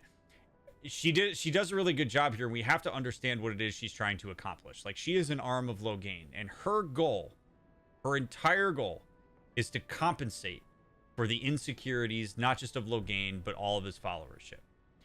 I am getting a shitload of information here by virtue of the fact that she exists, because what she is showing me is that I am a threat. If I wasn't a threat, she wouldn't give a shit that I'm at the Landsmeet. So what does she do? She hits us up as soon as we get to the palace to make it very clear she's trying to get under our skin. She's trying to get us to be reactive, to get our blood boil, to get us into our emotions, and to get us away from intentionally moving through this space. Because this is a very difficult space to occupy. It is one that is going to require us to be on our toes at all times. And so she undoubtedly exists to try to piss us off. Because if she pisses us off, she gets us to doubt, she comes and acts like she's cool as a cucumber here, and she amplifies me, she wins. If I react to what she said, it shows that I don't have the intestinal fortitude to be at this Landsmeet. She gets good information here. If I react and I clap back at her, she gets the same information, because what that tells her is that she got under my skin. So I am going to play this as cool and neutral as possible. I am going to depersonalize what she said for the sake of ensuring that I engage in this intentionally, because what she did was absolutely personal. She's absolutely taking a personal shot at me. But this isn't about me. This is about how threatened she is about my presence at the Landsmeet. She knows that I have rallied people. There's no way Loghain doesn't know that I have the support of people. So she's trying to undercut it at the outset. I'm not going to allow that to be something that lures me in.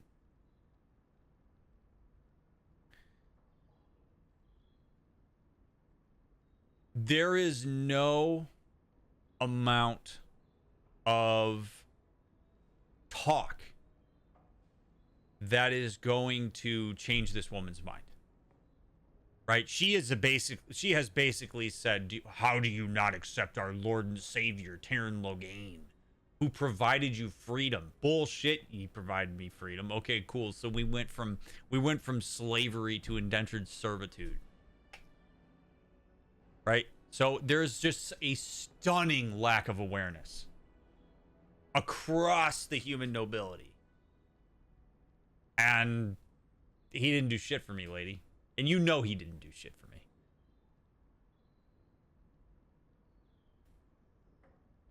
I am better off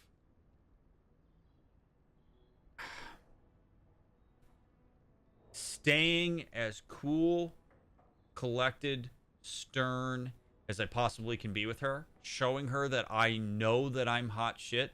I know that I am important here. And I can do that by being very clear and just facts. I don't need to be reactive here. So, turn aside, serve your queen, and save Merrick's throne. Because the common thread here, she cares about Ferelden. She cares about Denerim. Of course she does. She wouldn't follow Loghain's propaganda if she didn't. There is absolutely a part of her that believes that she's doing the best thing by supporting Loghain. Whether she's been coerced into that, whether she has been indoctrinated into his propaganda, whether she just autonomously believes in what it is that he does. I mean, he does lead forcefully. And there are people who really love the idea of that. Like, I'm not going to shit on her here. I understand why she's doing what she's doing. So I want to find potentially some level of common thread, which is I care very much about Ferelden. And I care about the way that the throne can help us protect Ferelden from the blight that you've been told isn't real. But I really think that this option here, turn aside and serve your queen and save Merrick's throne, is the best opportunity I have to show her that I am confident in my abilities. It tells her where I'm coming from, and it also tries to find a common thread. You say that with such righteousness. Loghain used to have that ring in his voice. He has not sounded that way in many months now. It is not so clear an enemy when it is your own people you fight. Whoa! I mean, look at that. We just blasted through the veneer in a way that she couldn't with us.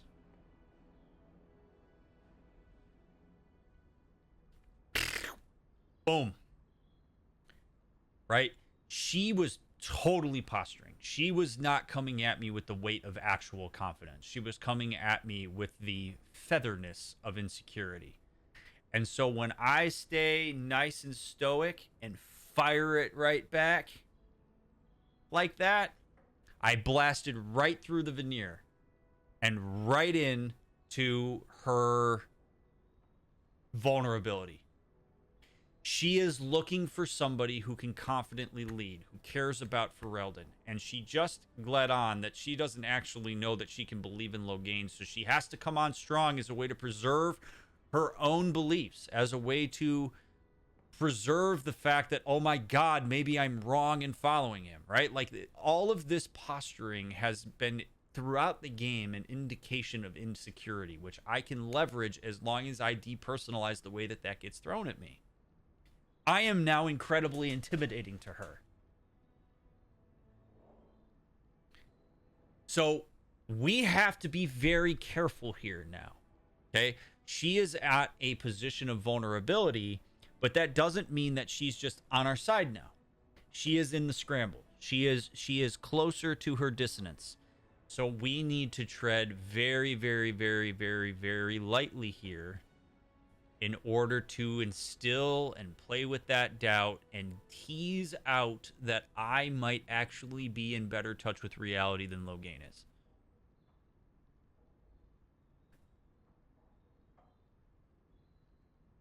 So we're gonna just lightly fan those flames. To support his war, he sold his own people into slavery. What was he supposed to do? You and Eamon were harassing him at every side, forcing him to empty the treasury to fight you. He never wanted a civil war. After Kaelin died, everyone was supposed to rally, come together to fight the Darkspawn without crying to Orlais for aid. He never anticipated Merrick's bastard would challenge the throne and force this war. I would expect her to do that. Right? She engaged with a bit of the vulnerability, and then she claps back when I pushed probably a little bit too hard. I don't know that there's anything I could have said there to tease that out of her, but I pushed hard, so here she is again, right? Like, she is oscillating right now. This is her needing to save face for what she's committed to. All of what she just said is stuff that's not her idea. She didn't construct that based on the observable data she had. That's what she's been told to say. She's a parrot. Sam Biscuit, thank you for the 26 months. Appreciate it.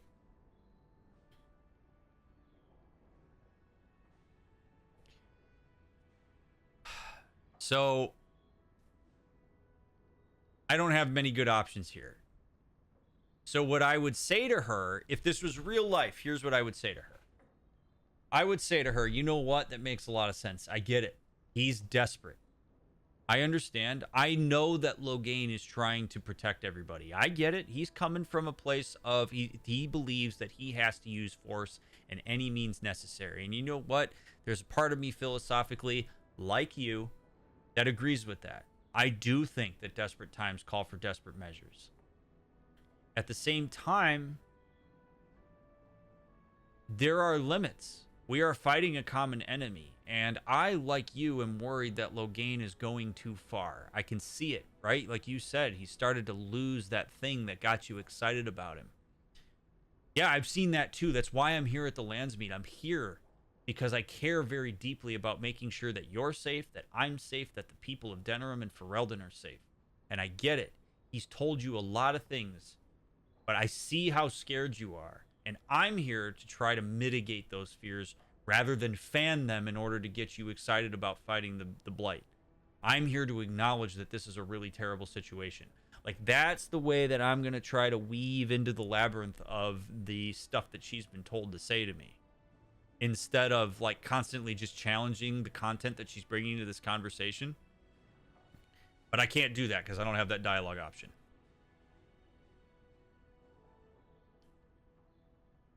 How do you justify letting Arl Howe torture his subjects? You think war is simple, don't you, Warden? You only fight monsters. Bit of an assumption. No one sheds a tear over the death of an ogre.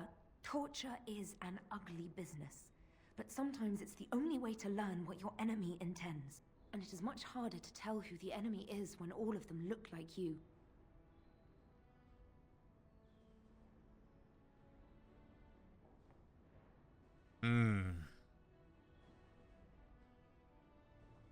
She's not thinking anymore.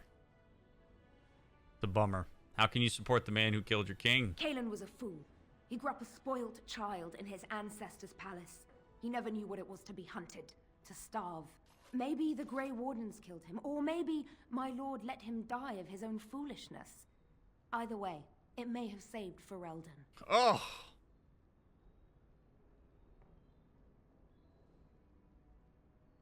Oh!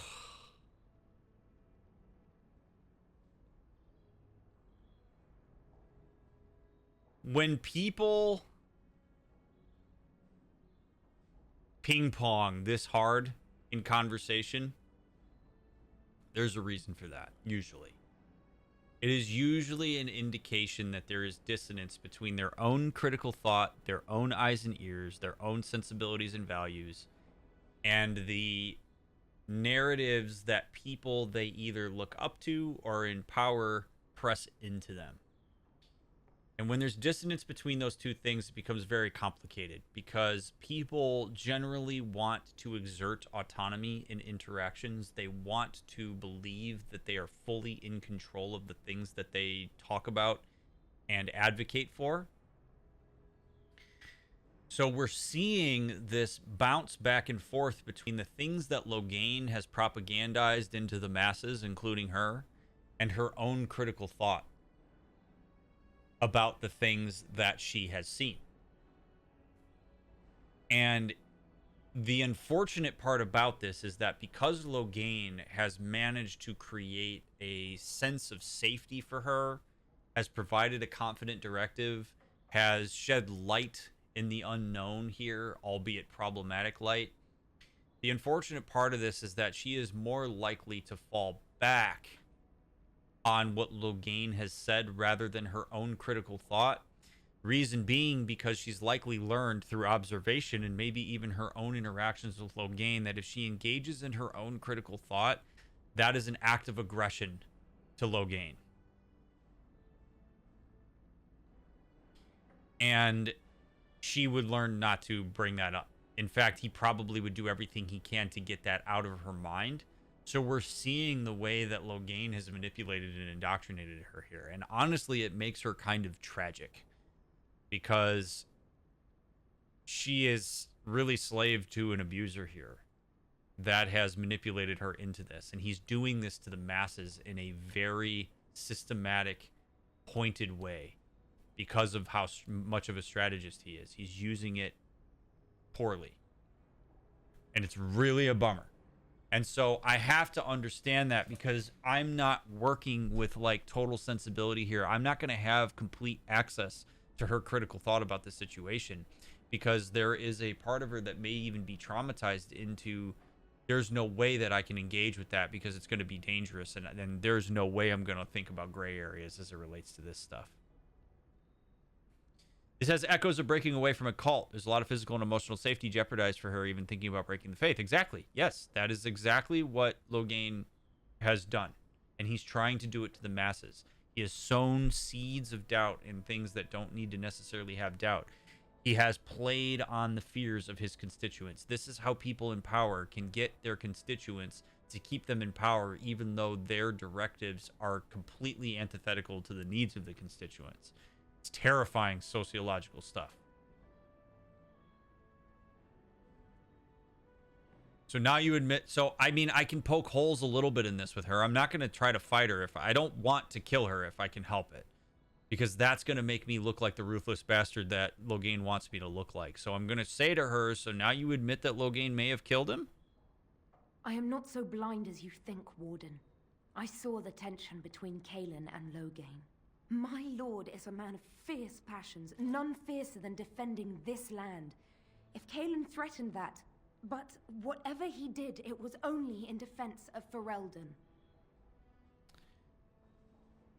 Oy vey. There is something very subtle within the way that she's engaging with me that I want to point out. And again, this is very similar to when we were talking to that blood mage back in the warehouse. The way that she's speaking to me and the projections that she's putting onto me are indicative of the system that she's embedded in, more so than they are indicative of her. You'll notice that, and I encourage you to go back and watch her engagements with me if you're watching this VOD. You'll notice that whenever I have said something to her that pokes a bit of a hole in her logistics, she immediately comes back with a projection and a defense against that projection. So in this case, she said, I am not as like stupid or unobservant as you think I am, Warden. I never said that. I never said that you're stupid. I never said that you're unobservant. That's not what I'm bringing to the table. In fact, I'm assuming that you're pretty damn observant. But she has likely been cut down by Loghain. She's been told that she's stupid. She's been told that she's unobservant. She has been told to doubt her own eyes and ears. And now her assumption is that everybody who sees her thinks she's an idiot. And so now she's defending against it. She is using what she has been indoctrinated to think as an act of autonomy against the projection that she has put on me when she interacts with me. It's awful. She thinks I'm coming in here thinking she's a moron. I don't. She's not even allowing me the autonomy of deciding for myself what I think about her.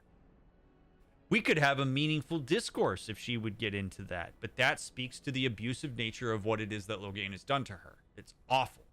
These are the indicators.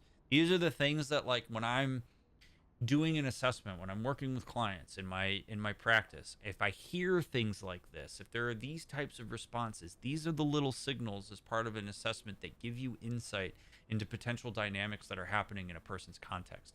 I'm getting a lot of information from her by the way that she engages with me and the things that she fronts these relationships with, or fronts these interactions with. So that's what I meant.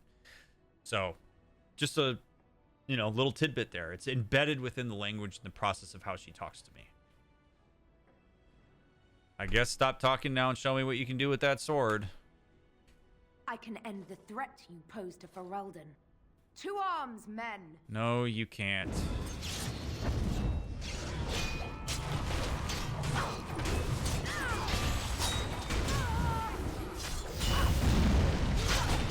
This is sad, man.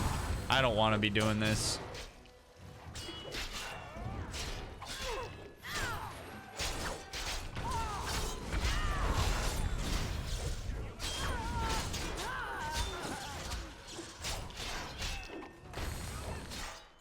It is so unfortunate.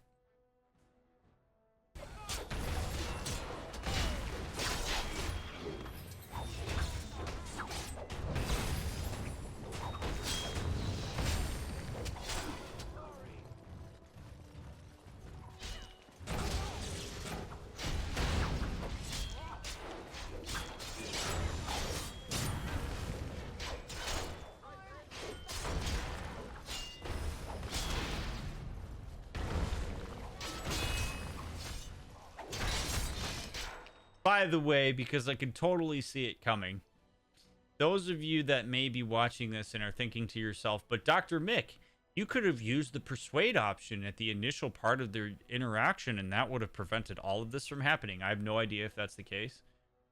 I do not play these games by taking into account the game mechanic when I choose what it is that I would say. I say what it is that I would say, and I accept the consequences of that. I am not trying to go through this game and have the ideal trajectory, however that may be defined. I don't give a shit if the persuade thing would have given us a chance to keep this chick alive. That's not what the persuade option was at that time, is not even remotely what I would have said. So I ignore the intimidate and the persuade parentheses when I make these decisions. And I choose the dialogue option that is most in line with what it is that I would try to say or the sentiment that I'm trying to provide. I just want to reiterate that because I could just see the comments coming now. Also, I don't want to know what happens if you say persuade to her. The run is the run, and it always will be.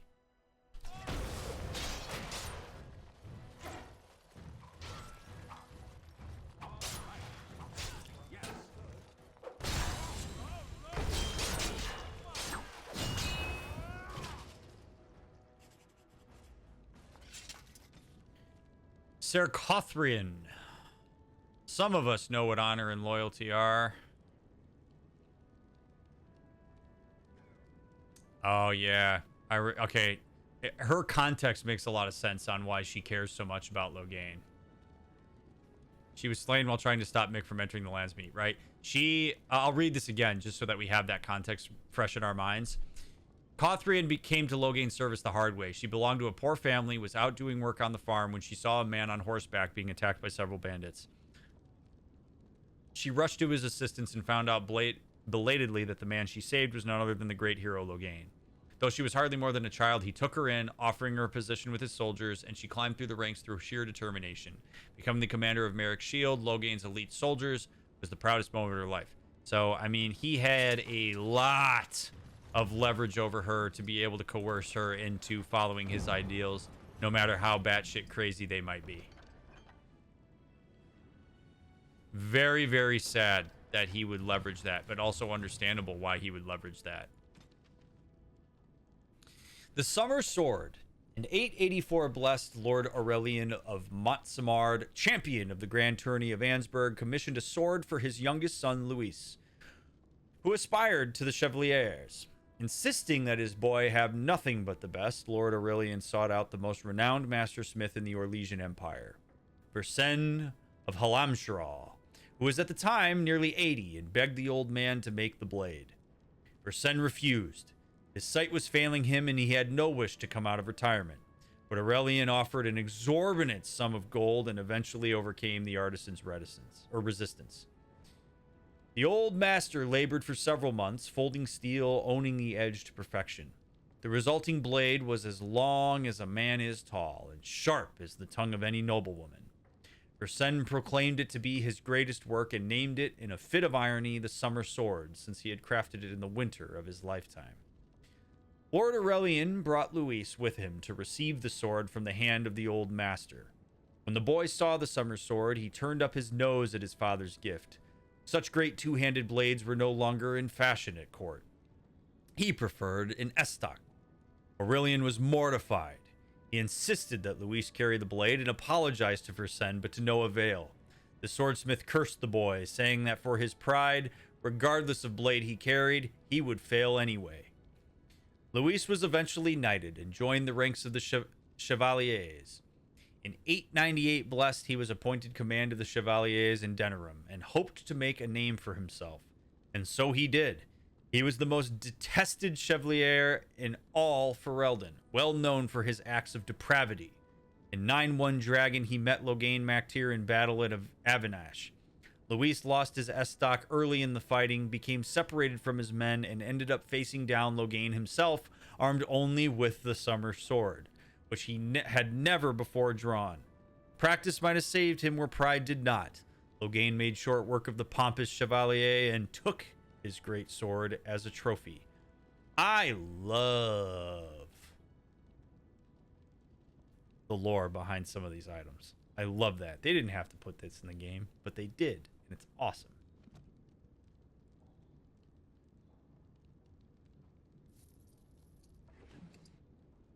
Very cool.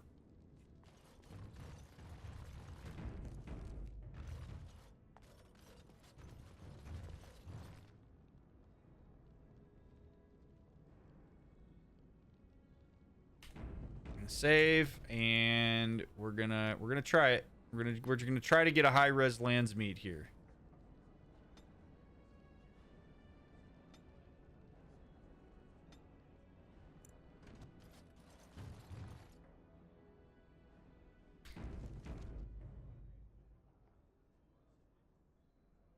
When we do part 32. I have no idea how long the lands meet's going to be, and it's starting to get late. And I do not want to get into the lands meet and be tired and not be able to bring my full A game. So, I am going to end the stream here.